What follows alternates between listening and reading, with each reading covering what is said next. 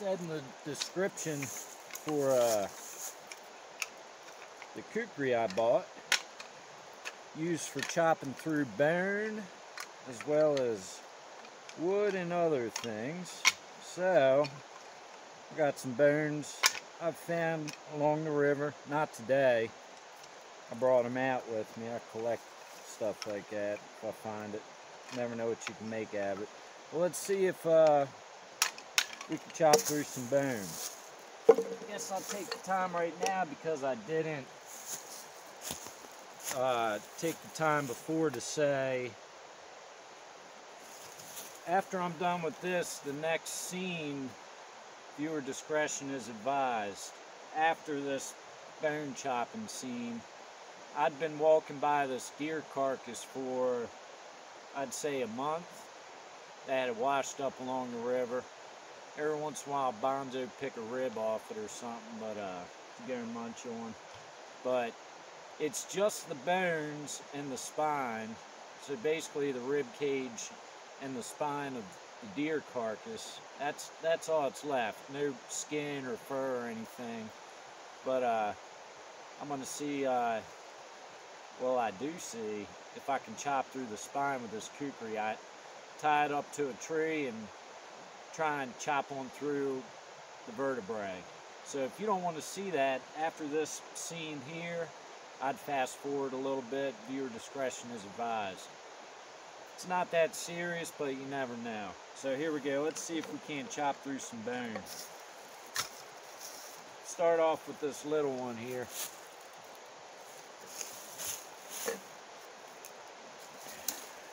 Better put my safety glasses on.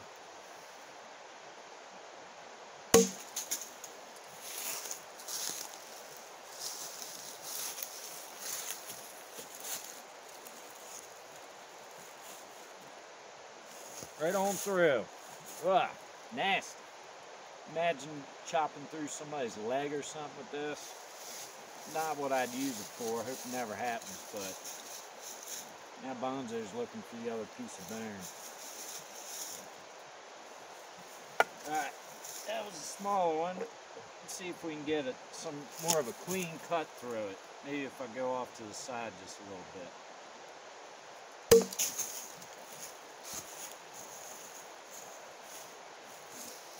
These are pretty dried up bones also, so I can imagine they're a little more brittle than you would be.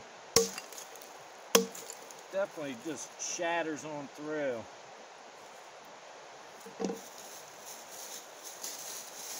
Maybe sharpen that up and use it for an awl or something.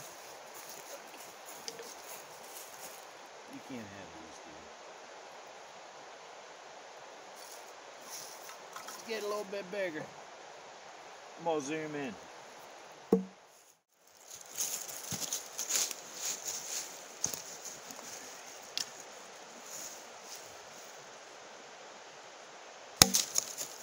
Really don't even have to swing too hard.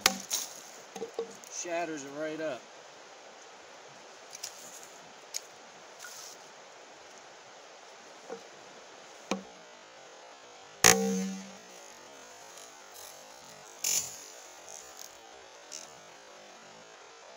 That's a pretty good one. Let's go for the big boy.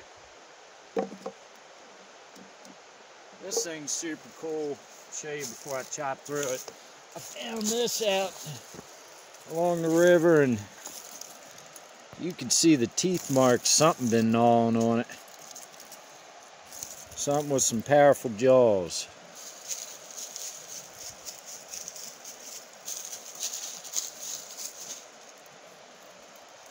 Look who it is. You're crazy. You can't have this bone. This is my bone.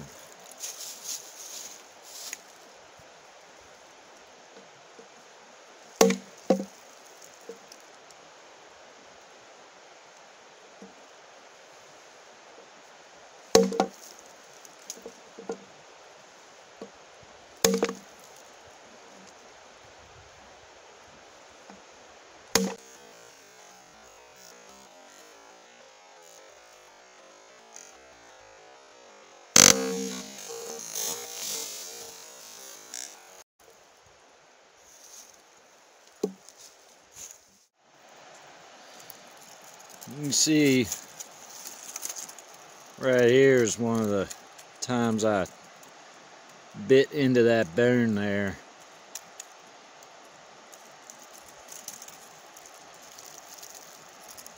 Pretty thick.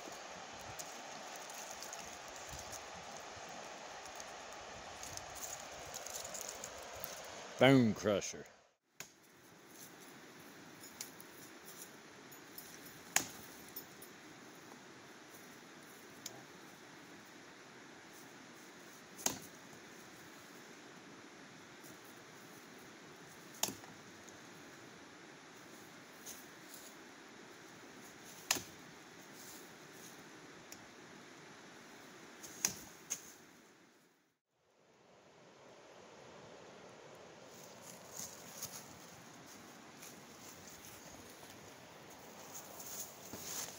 Pretty gross.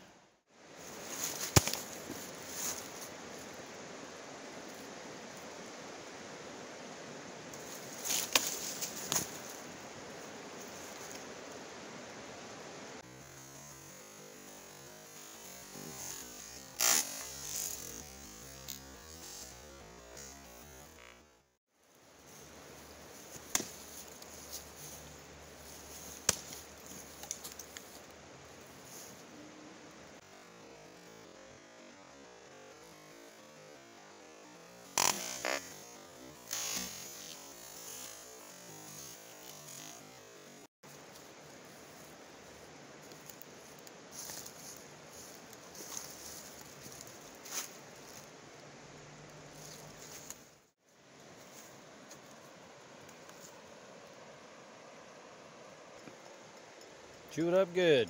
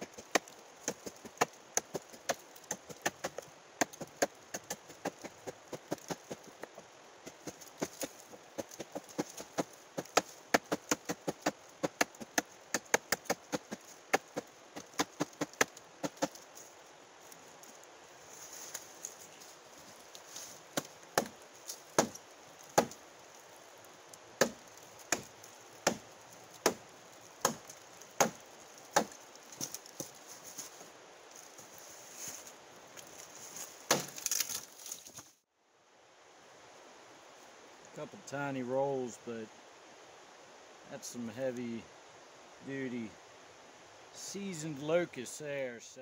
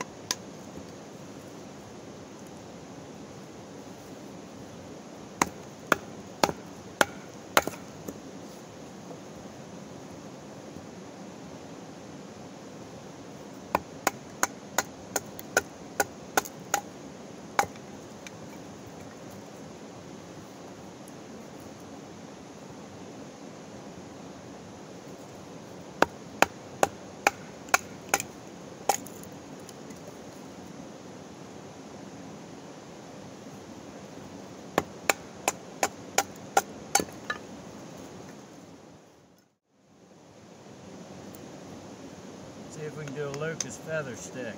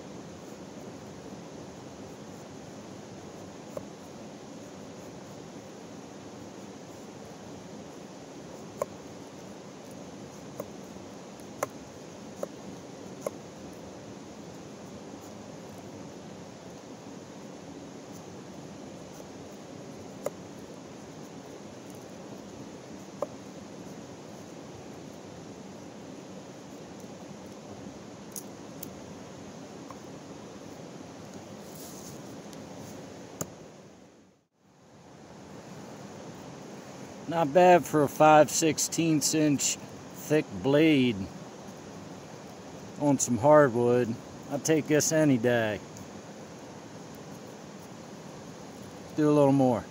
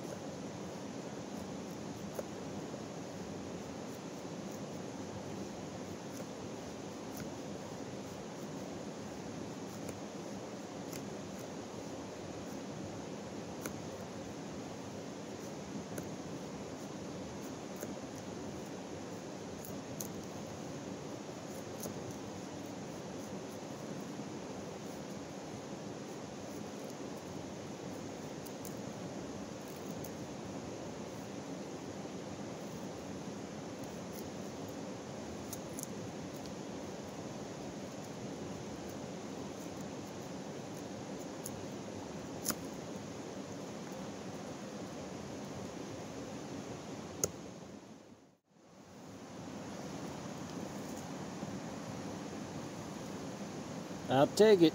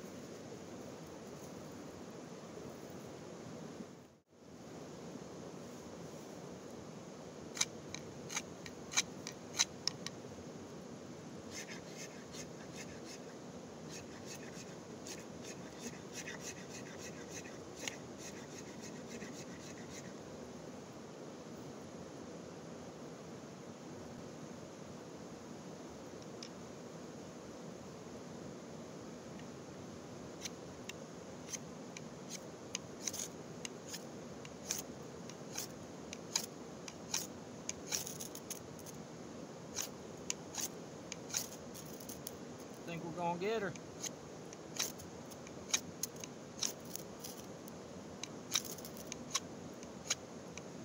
Come on, baby.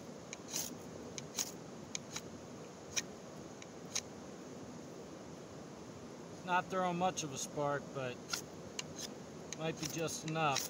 This is all I had. Just have to keep on trying. There we go.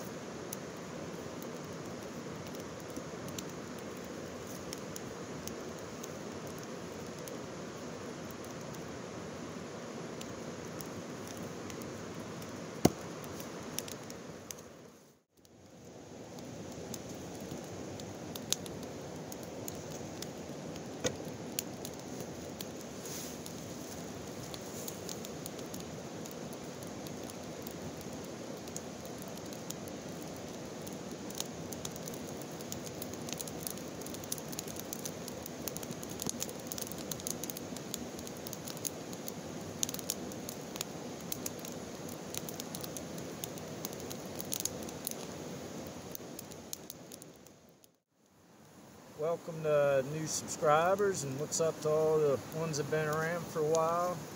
Pretty cool, I'm up over 400 subscribers. I never thought it would have happened. Really awesome.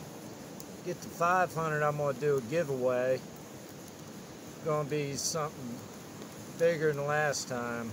I still haven't made up my mind, but I'm pretty sure I know what I want to do. So another 100 subscribers, so we'll see how long it takes.